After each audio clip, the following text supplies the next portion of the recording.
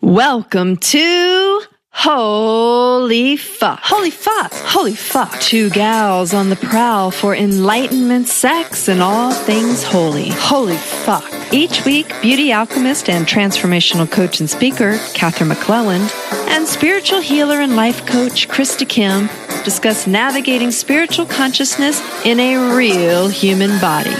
Stumbling through dating, relationships, and everyday life, all while maintaining a fucking sense of humor. Is this thing on? That so reminds me of school, right? Tap, Tap, tap, tap, tap. tap, tap. Is this thing on? I feel like that was from like Finding Nemo or something. I don't know. Oh, yeah, it was from some show too. But it was still from school too. Can you hear me? Can you hear me now? Can you hear me now? All right. Hi. Welcome, everyone. Hey, guys. We're here again. It's Katherine and Krista. It's been a while, though. I feel like I haven't seen you in a long time because life has been very, very, very busy. Life has been very busy and very interesting. We have created some really incredibly good growth opportunities for both of us. What, you think? I think yes. I think we'll call them growth opportunities. And we're hoping you're following along because I'm sure you've had your own. And we have one to share with you today that we're pretty excited about because it's kind of a new way of doing the show. We haven't really thought about it before. Well, it was so perfect because of everything we've gone through. So when you read it to me, this little thing you found, I was like, that is a good one. That resonates. Yeah. So my friend, Christopher John Stubbs, is a coach. You can probably find him on Facebook. He's a lovely man. I think he works with men, which makes sense to me. Mm-hmm. So I want to read you this. He put this up on Facebook, and maybe if we're lucky, he'll come to town and we could even talk to him about this. But he wrote this, and I really want men to resonate with this and think about it, and I want women to really think about it. And Krista and I have both got some stuff that we need to talk about around this. So here we go. Be with her when she's raging and falling apart. Be with her when she's a mess, when she's sad and scared and bursting at the seams. Be with her. Find a way to remember that it's not personal. Find a way to answer her call for love. Don't give in to being manipulated or thinking you need to save or fix her. Be with her. Hear her. Hold her. Love her. It's not always easy. It's always worth it. When what she says hurts, love yourself and breathe. Move your body in creative new ways. Love yourself some more and be with your overflowing cup. Be with her. Not intellectually, at least not at first. Be with her from your heart. Don't try to get her to see things differently. Create space for her to just be, however she is being. Be comfortable with all of her feelings and all of your own. Feel her. Create a safe and loving space for her to fall apart. Go to the field of love and invite her to join you there. Magic will happen. And when you forget all of this and repeat those old patterns, love yourself even more and then recommit. Rinse and repeat until you both remember the truth of who you really are.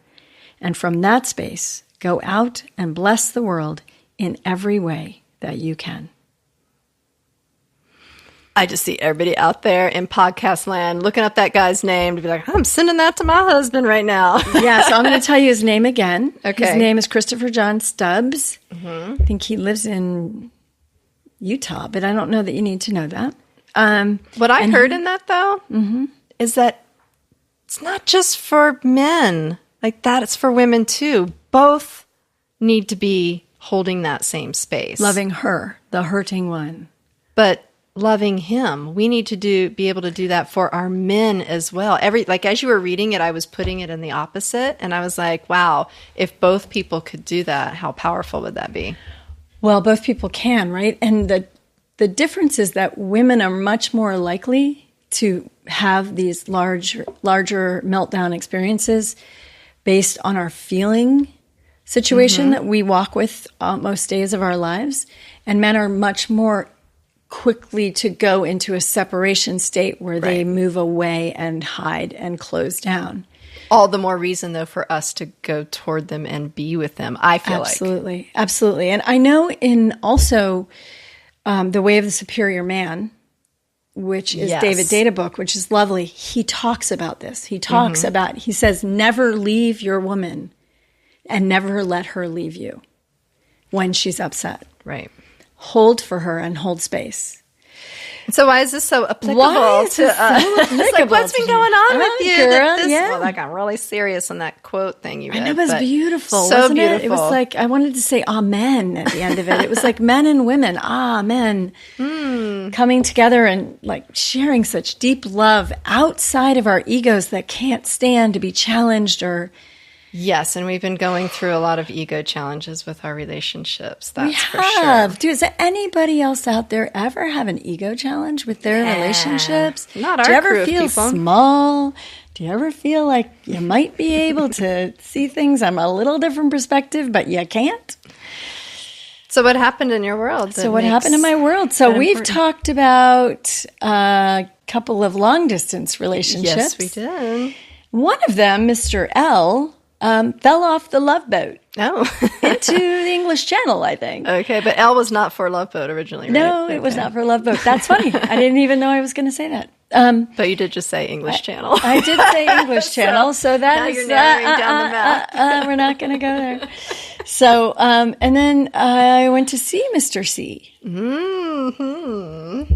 And, you know, Krista and I think, have talked a lot about the stories we make up on our way to living our lives that create havoc for us. That our ego or our small selves or our fears, whatever, all Inner in that child, all in the field of not who we really are in our essence or in our highest selves. We create these incredible stories based out of the pain in our past that we project, and we make shit up. And so I had a magnificent day of making things up. I did a fabulous job. You would have been so proud of me if you would have been there.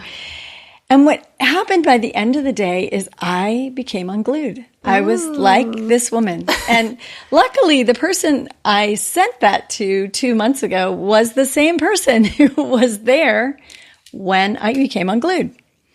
Wow.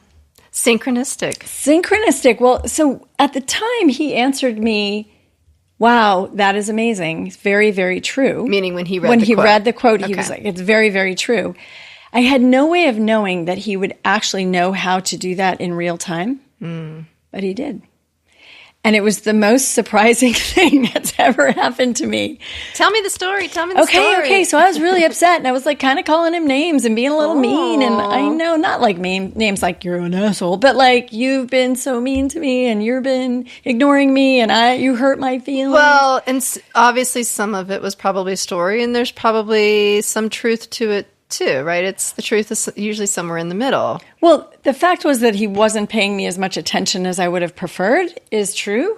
Mm-hmm. Why is the story, right? So Can we start at the fact that you guys had never seen each other? Oh yeah, before. That's right. We'd never met before, and we were staying in the same house, and we had other people around, and it was extremely awkward, and there were gorgeous moments in between. Oh, God. But I think by 24 hours into it, it really started to get hard. Yeah. And we started to go out in public. And I think that was hard because he lives in a small town and I live in a small town. So we know that small towns are vulnerable places to be in public with someone new. Right. Everyone wants to know. Well, that was the whole reason why you wanted to travel there. Exactly. Because in the last episode, you're like, I don't want my people to come into Ojai and get in my space. I'll travel. That's right. I actually set it up that way, didn't I? Mm-hmm. So then he was uncomfortable, probably. Right. That's my guess. So anyway, all my stories, there were lots of them, lined up to me getting really bent by the end of the night. I was really sad. I had all of this plan that it was going to be this sweet romantic day. Mm-hmm. And while there were like really sweet moments, like we skinny dipped in the river together and we laid on the hot rocks afterwards and we snuggled a little, it was really beautiful. In between some of those were these moments where I couldn't feel him. And what do you think that's about? I think it was about I couldn't feel me. I think ding, I ding, was. ding, ding. I get the big bonus there. I think I got Not afraid. the big boner? No, got.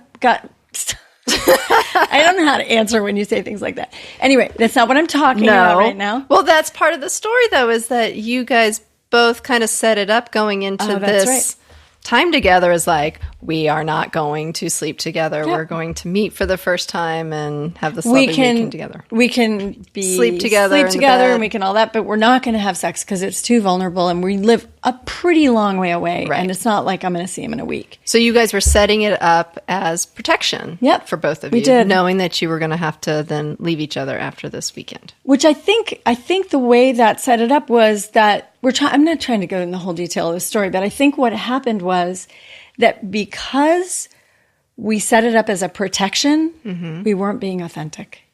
And it also puts together the thought that there's something you need to be protected from. Right. So we were hiding. There was some hiding going on. There was and I noticed the first night that I didn't feel sexual the first night, which surprised me. And I don't think he did either. And I think we were doing such a good job at keeping that. We're friends sleeping in the same bed that it didn't have any magic to it. You know, it was just, so maybe that's why, I don't know why I cannot make up any more stories. I have a book of stories I made up that day and I just had to throw it away.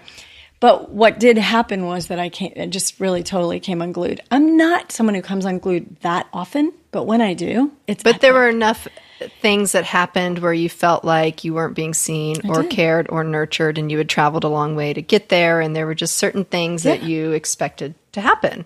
Like paying more attention to me. Paying more attention to you. Maybe not inviting another friend over to spend the weekend on the...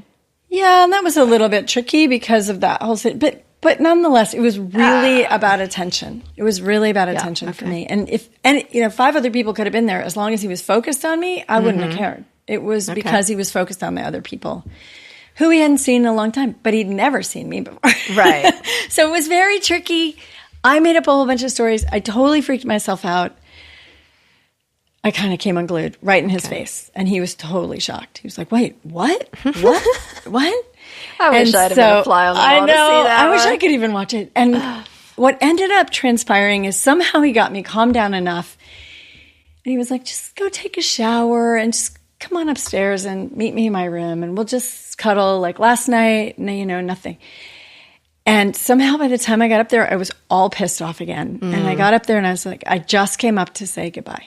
Because you told yourself some more stories in the shower? Apparently, in the shower, the stories shower stories. He's just bullshitting me, and he just wants me to come to bed with him, and he doesn't want a scene, So then I was really mad. So then somehow, and then I started saying things to him, like being mean, like digging little things, like, you don't really want a partner. You don't really, like I was trying to find all the places that I knew would hurt him. Right. I just want to say out loud that I did not do any of this on purpose because I was out of my mind. I was in a story mind that was driving me down this path. I don't know if any of you have ever had this experience. I pray to God you have. I'm pretty sure most women I know have had this experience. But he's part of the equation too, meaning he's calling your part of his story. So he has called whatever you said to him into his life too. So there's something in it for him. There's no question. No question there was something in it for him. And I have never, ever in my life had a man react to me the way that thing I read set it up. It was the most astonishing thing. I was, all ready to like get up out of bed and be all... If you had a minivan, you would have jumped in it. That's right. I would have played at Krista. I would have jumped in my minivan and run down the road. And... yeah, actually, at one point in the evening, I texted my friend. I'm like, I'm ready to go. Luckily, she was asleep. Get my hiking boots on. Got my hiking boots on. So the bottom line of this is the amazing experience that it is as a woman. So for the men out there, as you hear this, and for the women to think about this too, for someone to show up for you in such a way that they commit to you all the way, he knew that the stories were nothing. He knew I was caught in a story. He wasn't even listening to me. He wasn't buying into it. He wasn't. He just was like, yeah. And he wouldn't let me leave. He's like, this is a place where you have some work to do. I'm here for you. That's so beautiful. It was so beautiful. And the only way to be with a woman who's doing that is, and I think David Data talks about this, you actually have to physically take a hold of her to stop her from either leaving or throwing you out. And you can't just let it be a soft little hug. It has to be sort of assertive. And I think the thing I want to say is it's assertive rather than aggressive. Right. Because we have to be very clear with that. We're not saying allow someone to hold you down in an abusive way. It's like more like almost like a child who has neurological or what's the term? Or even just a child who's having a temper tantrum. You grab them, you wrap your arms around them, you hold them until their nervous system calms down. Absolutely. And that's essentially what this is. But when you're two grown humans, there's a lot of energy moving, right? Right. So what we're talking about today is this amazing, what does it feel like when someone shows up so fully, won't accept your story, knows you're caught in an old story that's about father, brother, abuser, king, like past life. Who knows? Jesus. Like, who is it? No one knows what it's about, but this is the healing moment. And that person shows up and will not let you move out of their space. And it seems that he didn't take it personally. So like what the quote was talking about is like, don't take it personally, just be. Because I think men like to try, we all like to try and fix. When someone says, oh, this happened, then we want to be like, well, you should do this. And it's like, no, for all of us, just be with them. All you have to say is, I hear that was challenging. I'm so sorry. And be. Right. I'm sorry. So simple. That was so painful for you, you know? Yeah. We make it so complicated thinking we've got to come up with all these miraculous scenarios. It's like, no, that's God's job to figure out what's happening. Yeah. Well, I'm just totally blown away because I've never had a man in my life ever who didn't get engaged in the story. I have never not gotten engaged in the story. I can't imagine. Now, this is in a very personal one-on-one relationship, right? In a coaching relationship, in a healing relationship, all of those things, I easily can hold space for people. But to have somebody who's in a romantic relationship, even if it's only still in a sort of potential way, show up in a way where they can hold that kind of space. It's incredible. It was incredible. And what was remember I said aggressive and not assertive? Because, we've referenced this a little bit before, but I've had some trauma and some molestation and sexual trauma, which we're not going in again today because that's not the day. But I've had that in my life. So I'm very, very sensitive to aggressive behavior. Right. Even if they're trying to protect me, I never feel protected. I'm terrified. There was nothing in the behavior where he was like physically holding me that was aggressive. And at one point, I actually started to laugh. Because I actually couldn't move. He's bigger than me. He's stronger than me. His arms are like 8 feet long. I mean, I'm just like... But what's so incredible is like Spirit really had to bring you this big storytelling day in order for you to spin yourself out so far at the exact time that you were in the company of a man who was actually capable of holding that space. And who was also in the mindset or in the space in his own life to sit there and be with you in it so that you could experience this massive healing around feeling what it's like to have a man be with you and not let you run. Because when men let us run, what we take, I'm assuming most women take, is they don't care, they don't love me because they let me get away. And the men are like, well, fuck, she's acting crazy as bad shit. Go, I'm out. I'm going to give you some space. And it's like, it's really, we want the opposite. We want them to step in. And I have to say, I've been experiencing that in one of my relationships too, is noticing that we both have a pattern of wanting to run when it starts, when the dialogue starts getting a little hot. And I have to keep saying, you're not running. We're stepping in. Stop running. And so I have not been experiencing that way of being with this person. And I'm definitely going to be sharing that with that person because I do think eventually he's capable of that, but it's a total shift in the problem solver versus just being. That I would just So my words are having trouble coming out because the awe on some level of what it's like to have somebody show up so completely, have a man in a woman's life show up so completely, or a partner who, whichever choices you're making about your partnerships, but to have someone show up so completely that they are not protecting themselves from you. They just don't buy your story. They know they're a good person. They know that even if something was slightly off, they didn't hurt you, do anything bad. And your reaction that is like an atomic explosion has nothing really to do with them. And their clarity, that's what this work is about, is getting to the point where we can walk out in the world and have people say shit and do stupid things and act in certain ways, and we can keep loving them. Because that's what's going to change this world. And I feel like that's what I've been doing for the last month. And I don't think in the past I have been able to do that when someone's in their story or they're upset and everything. I think I'm in the past I've been more in my masculine, where I would be like, oh, that's you, I'm out, I'm walking away. And so this is the first time in my life where I do keep stepping back in and trying to, create that space and just be. And it's not easy when the other person feels a little crazy. I must have felt incredibly crazy because so we all know that feeling when you actually really let yourself go.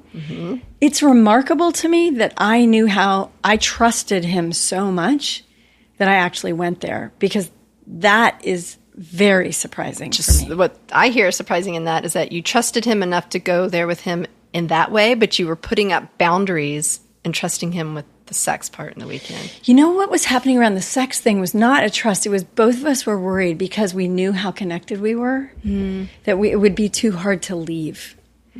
Because of the way that we had connected on the phone, we had, previous to even meeting each other, spent a lot of nights together. Got sexy time on the phone? No, it wasn't. It wasn't that. It wasn't like that. Just play along at least. I know, but it wasn't. That's what I'm saying. Is I think that's what gave me the trust in him, that he had already been holding space with me, even on the telephone, and in person.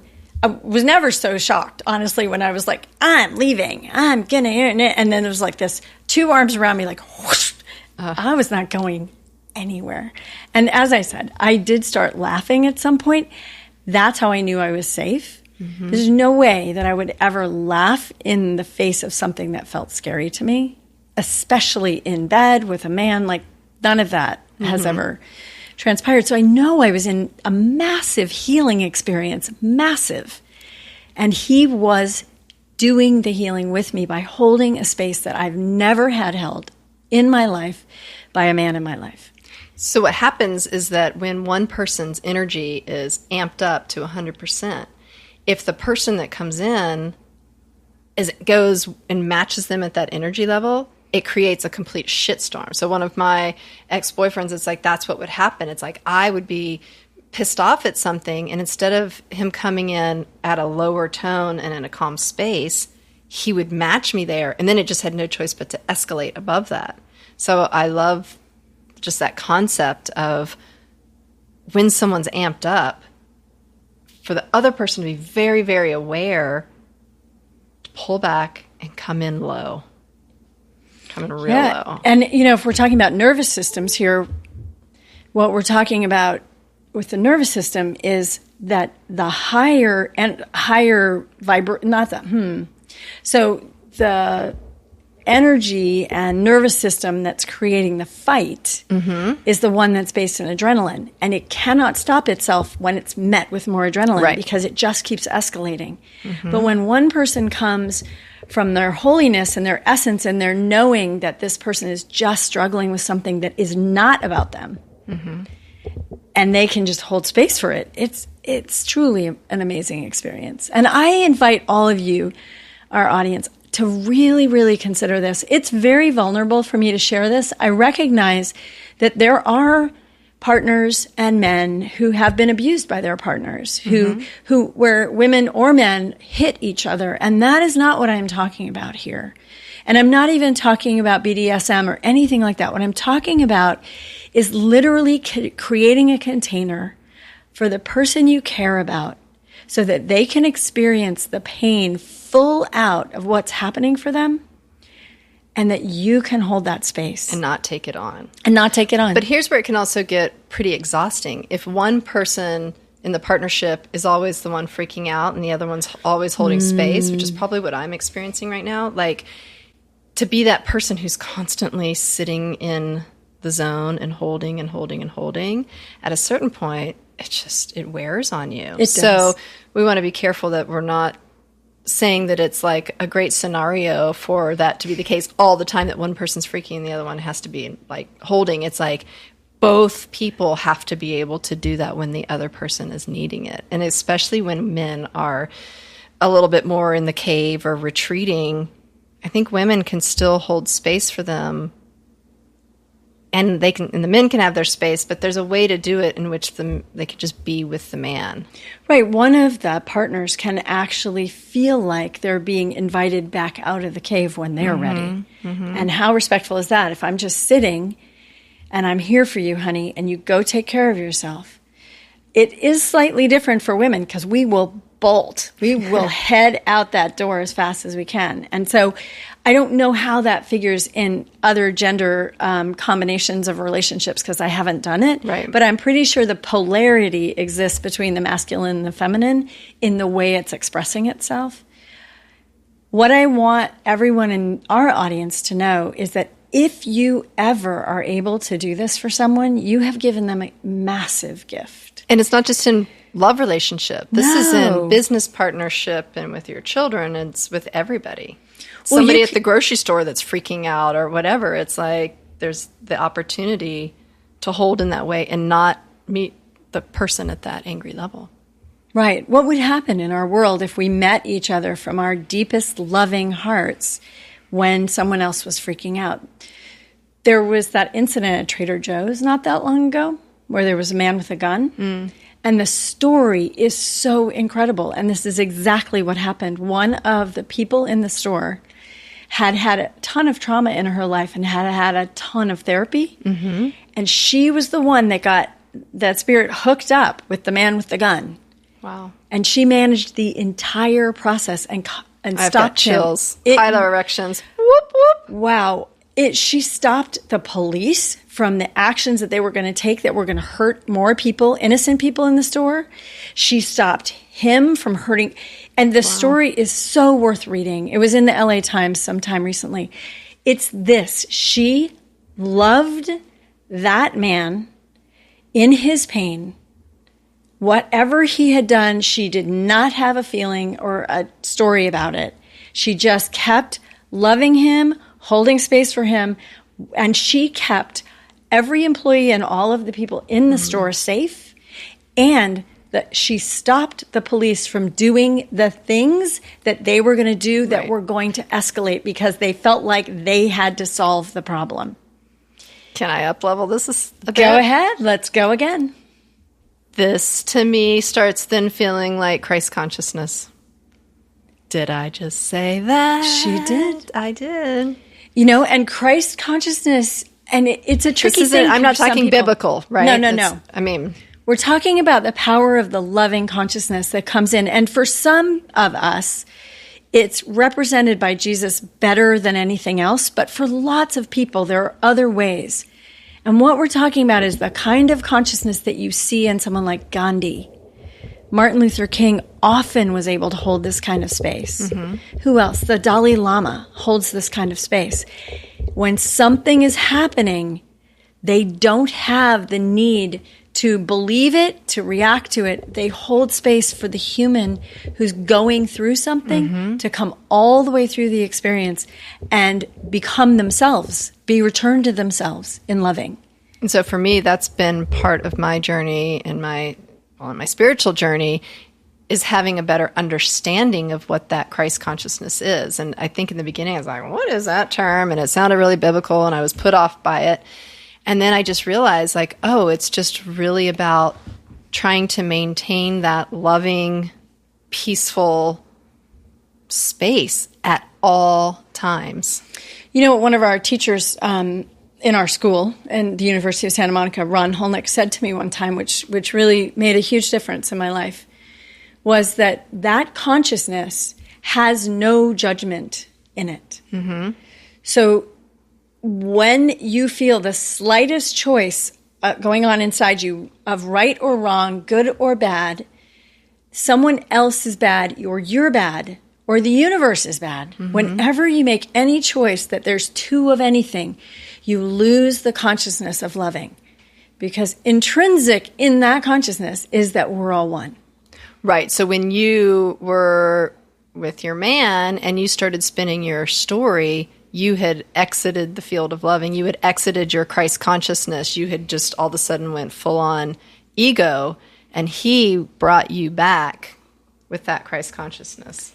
He did. And his ability to hold space in that way in a moment that could have been so easily personal. I mean, I was not being nice, and I was being probably a bit, I'm not physically aggressive person, so I wasn't doing that, but I am verbally, I have 3 brothers and a twin sister, and I can be verbally aggressive. Tell me some of the things you said, just so we can all hear your humor. It's like your humanness. Oh, I can't remember. I just remember digging into him about, you think you're all that? You know, kind of like, so you thought we were connected? You know, just like sort of jabbing, because I didn't really have much to go on. I just it really was about the pain that I was bringing up.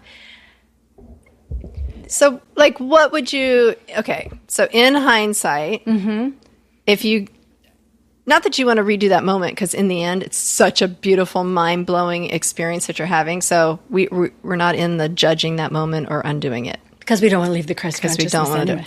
But if you were to have been in your Christ consciousness and having all of these feelings, what would you have done? Well, I think the thing is that the closer we are to the consciousness that's pure, that's oneness, that's holy, that's sacred, the closer we are, the more we can see when we start to feel the tension. So this is something for everybody to pay attention to. When your ego is starting to come in, you start to feel this weird little tension in your body. And it's the adrenaline starting to leak into your system. And it's like it starts to make you shake. And I think all of us know when you see a fight coming, like even with your girlfriend or boyfriend or husband or wife or dog or cat or child, you start to feel an escalation of energy. For me, it's like third chakra, right in the solar plexus. Right in your solar plexus. Nervous. Some people feel it in their hearts. Some people feel their throats tighten. You know, it just depends on where you've put it in your life. So what we're talking about is when you get those tiny little signals, can you back up and say, okay, time out to the person who's in the same room with you. I need a break because I'm making stuff up right now. And you might even need to check it out with them. You might even need to say, your pussy's being very loud right now. I don't know if you guys can hear my cat, but my pussy is roaring over here, and it's hilarious. I'm afraid it's going to scratch me, no, like wanting my attention. He's very, very happy. Okay. But he's just very, very loud. He's very loud. I shouldn't want people to think I was over here going like, yeah, tell me more, Katherine. Yeah. Well, speaking of that Christ consciousness, can you really hold space? Well, speaking of that, what was so interesting was that what Krista and I were talking about was that whole idea where we were protecting ourselves, not wanting ourselves to hurt each other by being sexual and then having to leave, or not having any kind of commitment, being sexual. Creating the separation before it was even there. That's why we weren't connected all the time. And so that also takes you out of the Christ consciousness that we are one. Whenever you are showing up to a date and you've already got the boundaries, I'm not going to give the first kiss and I'm going to sit on the opposite side of the table. Whenever we start putting all those rules, we've already separated ourselves from that other person, and we're setting ourselves up for a particular type of situation. Right. Whereas if we show up and we're like, I don't know what's going to happen. Maybe we'll kiss. Maybe we won't. Maybe we'll argue the whole time. Maybe we'll just gaze into each other's eyes. When we can just show up without all the rules around us, then we get to open to the possibility of what beauty can, come from it. Absolutely. And So, speaking of beauty that comes from it, what happens when you get really reconnected with people? Makeup sex. Right. And so this is what's so funny about makeup sex is that makeup sex never worked in my marriage. And I could never figure out why it never worked. Because it never got resolved. This moment never happened. This moment of feeling cared for and loved at the end of the argument, which is usually what happens. So most people escalate each other up into a fight, and then eventually someone regains their senses, puts their arms around the other, and says, okay, we're going to figure this out. It could be days later, but at some point that happens. Then their energy comes back together. They go back into the field. They're sourced in the universe. We could call it the Christ consciousness or whatever else people want to call Rumi's field. Rumi's field. We can call it the universe, a field of loving, whatever you want. But what happens is you both re-enter that field and all of your energy is freed up. So when the look on your face is like, bum, bum. bum, bum, bum. So when I had slept by myself for a few hours because we were both exhausted. I went back up and I still wasn't sure how I was feeling. And so I said a prayer when I went up the stairs to his room. And I said, please let me be loving and present. I don't know what I want. Right. And so I sat on the edge of his bed because he was still sleeping. And I just sat there and sort of said my prayer with him and waited. Which the great thing about that is, again, you weren't trying to mentally solve it. You were opening up to whatever God wanted the outcome to be. Well, I kind of mentally was trying to solve it because I was thinking, I'll just say goodbye and leave. Oh, I was trying to make you sound better than you were. I know. But it occurred to me as I approached the room that I was going to have to do something different if I wanted a different result. Meaning like the running would have been an old pattern? Is that what you mean? I was trying it all night. Like, why didn't I try something else? And he had showed up so many times, I wasn't sure he would show up again in the morning. Like, okay, we'll let her go. But sometimes don't you think, because I do this, like the running's going to make a bigger statement and they're going to pay attention more? Like, it was just fear. I still had some fear in my body. It wasn't completely cleared yet. Okay. And so, and because I don't know him that well, it's still like, oh, what's going to happen when you wake up in the morning? So when you're intimate, however you're intimate in the night, when the light of day starts coming, you always question whether the intimacy is going to stay or go. Right. So that's where I got scared. Yep. And as I walked up the stairs, I had the intuition, okay, yeah, prayer. Just give love to this man, see what's happening. And I mean just sharing it in my head. Yeah. And within probably 3 minutes, he sensed that I was there and he just reached up and put his arms around me and drew me into bed with him. And we just were there together. And then it was super intimate. All the walls were down. Then it was like the time for like, oh, wow, I can feel myself. And for the first time all weekend, I actually realized that I hadn't been feeling myself. It was almost like you were holding your breath. It was like and then he pulls you into bed and it's like this melding, like energetically. Yeah, like in the morning, the light has come back.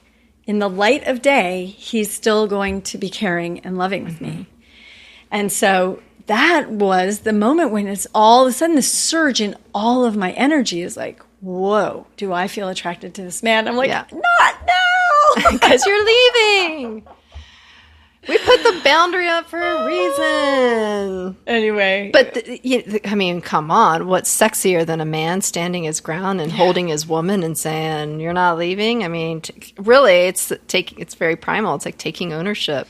It's very primal, and it feels good. It feels as long good as it's to done us. In a safe way, yeah. Yeah, and that's the thing. The aggressive, assertive thing is a really important boundary here, and there was no aggression. I know I would know. Believe me. Yeah.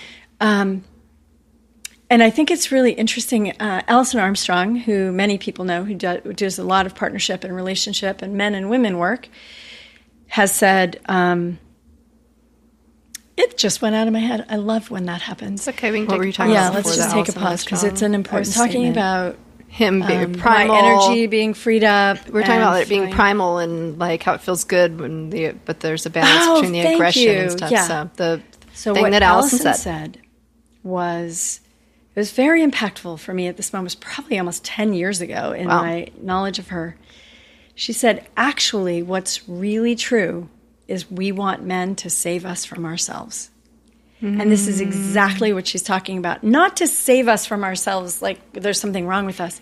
But when we go to the darkest place we can go, we want them to hold ground with us and say, no, no, no. This we want to feel safe to go to the edge of the cliff knowing that they're there to pull us back. And to hold us in that space and not believe the story that somehow we're trying to create, because it's our piece of the darkness that we're resolving. It's one of our chakra issues. It's one of the places where darkness comes through, and the only way to heal it is to love it. So if we get rejected when we have that going on, we probably already have self-rejected at that point. Right. And that's what needs to be saving us from ourselves. So that when she said we really want men to save us from ourselves, it's we want them to hold space in a loving container of power that says, I love you enough that you can freak out. That you can and I'll freak still out. Be here. And I'm not going to be wimpy about it. And that's how we actually get for me personally, that's when I feel really safe, is when I know I can say whatever the fuck I want to you. I can go off the deep end, and you're going to just stand there and smile at me and say, I'm here, and show that you're not going to run out the door. You show you're not going to run out the door, most likely I don't feel the need to say all those things anymore and to do all those behaviors. It goes away because you've proven that you are trustworthy and you're stable and you're secure. Right. And again, it's not that we're doing those behaviors out of some calculated story. Testing. We're back to not testing. It's just sometimes that happens. And it's a primal thing. It's very primal. And men know, you guys have felt this too. You go to a very primal place sometimes too. If we reject you in that place, or maybe it's when you go to a soft space, do we reject you in that space? Do we make you man up and then trash you in your nurturing kindness, and then you're not safe with us? Like, how is that played out? Well, I have to say, my partner was saying to me, like, all I wanted was for you to give me a hug. And I was like, interesting, because I never would have thought to do that for a man. I get that that's what I want in that moment. But I was like, really? You just wanted to hug? I mean, one, you could have just said that. It would have made life a lot easier. But I get it. And then I stepped into the place of, oh, there's room for me to begin giving more of the things that I'm wanting. Beautiful. And not making it so much man or woman, but trying to bridge the gap between the two and show up for that person in the same way that I'm wanting them. Almost like modeling what I want. It's like doing that for them. Right. And whatever your sexual polarity is, because we know that if there's no polarity, there's no sex. So just because you're embodied in a man or a woman's body in this lifetime, however you're choosing to express that, or with whomever, there's still going to be a polarity of energies. And in some partnerships, it may go back and forth more often. You may actually notice that, and I actually notice this, like sometimes when he's softer, I can be more assertive and hold space, and sometimes I can't. And then sometimes... I think David Data talks a lot about that, right? He does. He's like, one person, doesn't matter the configuration of the partnership, it's like one person needs to be in the masculine and one to be in the feminine. I think that's what he talks about. There has to be a crossed energy that makes it exciting, that brings the passion forward. Meaning it doesn't matter if the man is more the soft one in the relationship, if there's the woman to counterbalance. And it can change. Yeah. Which makes it more interesting. Why not? And I think... And why not? And I kind of feel like evolutionary-wise, like that's where we're going, and trying to bridge the gap between the female and the male, and we're pulling it in to become a little closer to each other and meld those characteristics, meld the masculine and the feminine sides of ourselves a little more, so that we can have more understanding for the other. Well, what's tricky about that, which is kind of fun and also part of this conversation because you can really feel it, is that androgyny is not what we're going for. So it's interesting that we're drawing in both the masculine and the feminine. I need to have my power so I can go straight into the world and create my work. And I need to have a lot of expression of the feminine. I'm not in any way... Oh, and okay, so almost the very last thing he said to me as he looked at me and held me a little bit away from him, like was just looking in my eyes. He said, "You are all woman." And it's beautiful. I know in his mind, he was like, that is the nicest thing I've ever said to a woman. I think tell me I'll just let you, what did you think in that moment? Well, I felt very sure that he has been with enough women in his life to know that all of this is what happens for women. It's true for a woman to go through these kinds of things. And he was just recognizing that there was no question in his mind that I was like complete with that for the rest of my life and never going to do that again. Tell me the story though that you told yourself about what he said, what it could have meant. Well, I was just like, wow, you're too much was the first thing that kind of came up. Meaning like he was saying, and there was a story you could have told yourself that he was saying, wow, you're a lot to handle, or you're batshit crazy, or women do those things. Like you could have gone that way. But it was definitely a compliment. Yes. You can always tell when you're being given a compliment when you're not. And that was definitely a compliment, which was very sweet. So tell me about how the departure went. You guys, I already know the story. But you could tell Krista already knows the story because I was trying to leave this part out. But oh, you were? Sorry, I didn't get the memo on that one. Yeah, no. So this is the best part. What the fuck are you talking about? We do not withhold, Katherine. We do not withhold. No we are sharing withholding. Everything with you all. Why is it always me that's doing that? I don't know. Withholding? No. Not me withholding. Tell. Anyway, we had a couple minutes before my friend was coming to get me, and I was getting ready to leave. And I really want to say, I know that my life is guided and very well cared for, and I always trust that. And so just having a few minutes was an interesting thing to have happen, because suddenly, as I went to kiss him goodbye, because I didn't want to do that in front of my friend. Because your friend's coming to pick you up from the house. Yeah, we're leaving. It's not like wanting to have your private goodbye. I want to have my moment. So I said, could we say goodbye now? And the goodbye moment just exploded into 4th of July again? 4th of July. It exploded into lots of physical, sexual energy that wanted to be expressed. That's enough, Krista. Come on. It was just a heavy makeout session. Okay. And then within 3 minutes came the knock on the door. And we were like, no way. So it felt very, very nice to have really come all the way through that and connected. Full fucking circle, man. Fully connected. And then it was very funny when you felt like you're a teenager and your parents just came to your bedroom door and they're like, knock, knock, knock. Thrown up like, against the wall. Scramble. Coming! Yeah, just a second, I'm in the bathroom. Actually coming.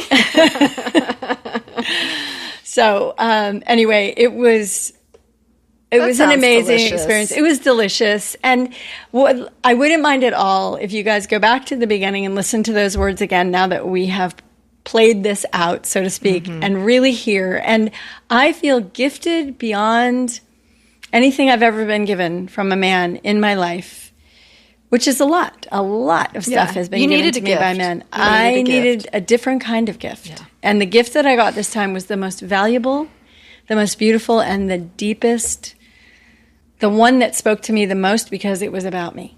It was about caring for me and healing me and loving me and not buying my story. Is there anybody out there who wants to give me a gift? I'm sure there are plenty. Strong hug.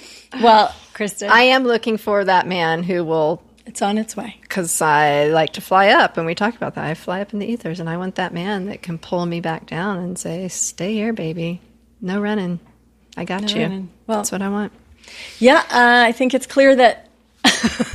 I wanted that too because I brought it in pretty strong. Yeah. So bless you, all of the men in the audience, as you're listening to this, as you're wondering about what we're talking about, just really think deeply into yourself about opportunities in your life that you might choose this or you might take this opportunity.